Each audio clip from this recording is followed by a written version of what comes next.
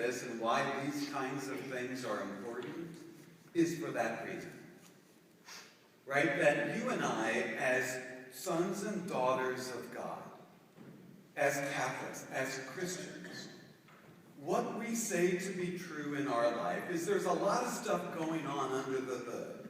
But the only thing really that we are to give our attention to in our life, our love to, our sorrows to, our joys and fractures to, is Jesus.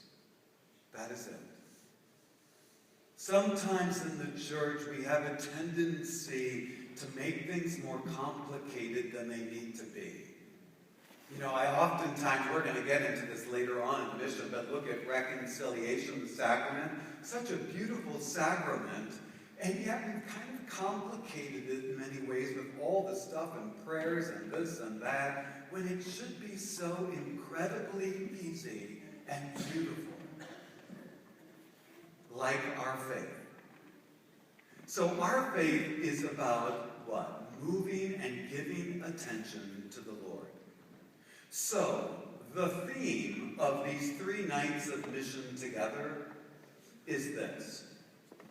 The main thing is to keep the main thing the main thing. Say it along with me. The main thing is to keep the main thing the main thing. What's the main thing? Jesus. Jesus? Yeah. Wrong! Wrong! I love that. Oh, I love that. No, you're kind of there. You're in the neighborhood of the main thing, but you're not in the house. You're not in the house.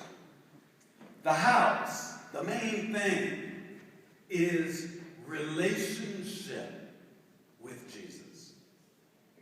There is a big difference between the two. We can know all we need to know and more about Jesus, like many people do who are not Christian, who are atheists, in fact.